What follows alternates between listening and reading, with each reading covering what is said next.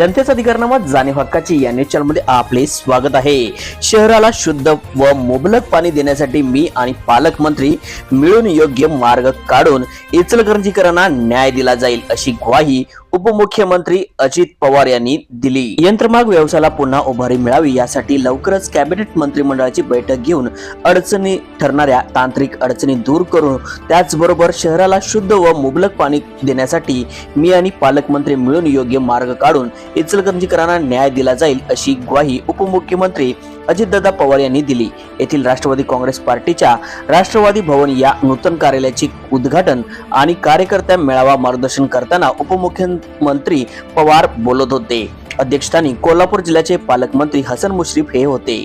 इचलकरंजीत आगमन होताच उपमुख्यमंत्री अजितदादा पवार यांनी प्रारंभी शिवतीर्थ येथे छत्रपती शिवाजी महाराज यांच्या अश्वरूढ पुतळ्यास पुष्पहार अर्पण करून अभिवादन केले। त्यानंतर राजाराम स्टेडियमच्या गाळ्यात असलेल्या राष्ट्रवादी भवन कार्यालयाचे उद्घाटन त्यांच्या हस्ते करण्यात आले। राष्ट्रवादी भवन हे सर्वसामान्यांच्या संवादाचे केंद्र बनावे असे सांगत उपमुख्यमंत्री पवार यांनी इचलकरंजी हे महाराष्ट्राचे मँचेस्टर असून काळारूप यांत्रिकीकरणामुळे पारंपरिक उद्योग बाजूला पडला आहे।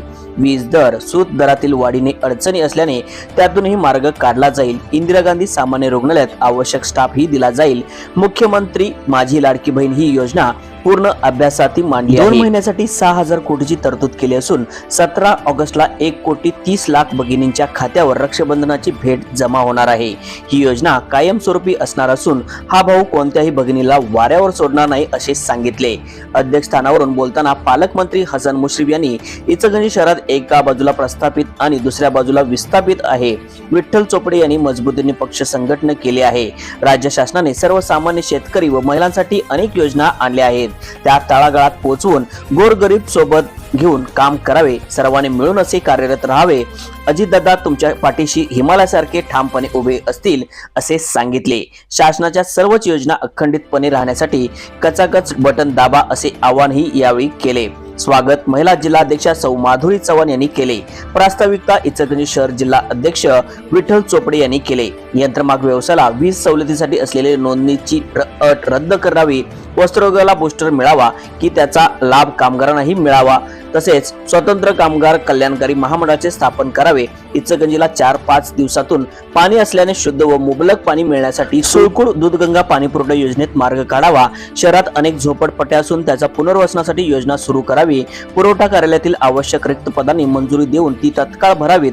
त्याचबरोबर सर्व शासकीय कार्यालय एकाच इमारतीत असण्यासाठी मध्यवर्ती प्रशासकीय कार्यालय मंजूर करावे यासह विविध प्रश्नांच्या सोडवणुकीची मागणी केली। यावेळी व्यासपीठावर धुंडीलाल शिरगावे, बाळासाहेब देशमुख, कोल्हापूर जिल्हा अध्यक्ष बाबासाहेब पाटील असुर्लेकर, अमित गाताळे, सुभाष मालपानी, तौसिफ मुजावर, बल्किस मुजावर, श्रीकांत कांबळे, पूर्णानंद सव्वाशे, अनुराधा पाटील, श्रीश देसाई आदीसह मान्यवर उपस्थित होते। चला तर पाहूया सविस्तर न्यूज चॅनल प्रतिनिधी श्री सचिन खोंद्रेसह। दादा, आज आपण इचलकरंजीमध्ये येत असताना निश्चितपणाने इचलकरंजीकरांच्या फार मोठ्या अपेक्षा आपल्याकडनं आहेत। यंत्रमाग हा या इचलकरंजी शहराचा प्राण आहे। इथलं यंत्रमागाचं चक्र चाललं तरच पुढं सगळं गाव चालतंय, अशा पद्धतीची परिस्थिती आहे।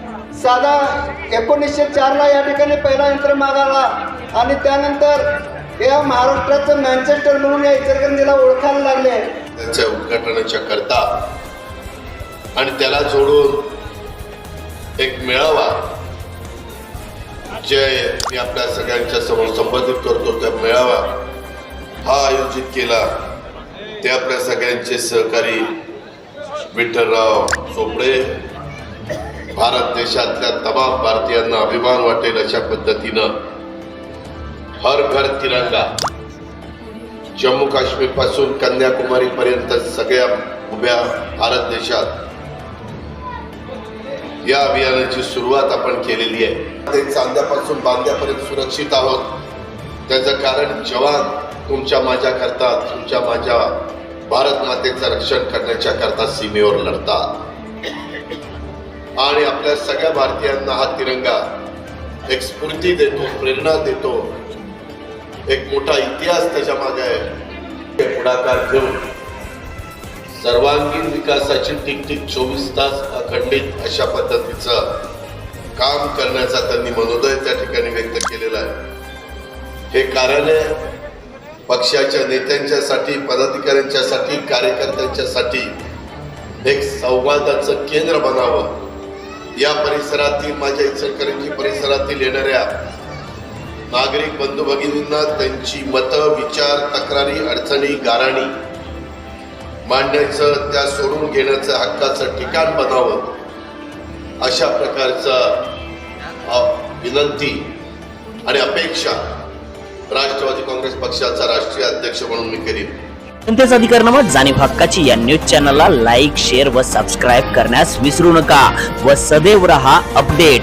जाहिराती व बातमीसाठी आजच न्यूज चॅनलशी संपर्क साधावा. 80 87 820 897.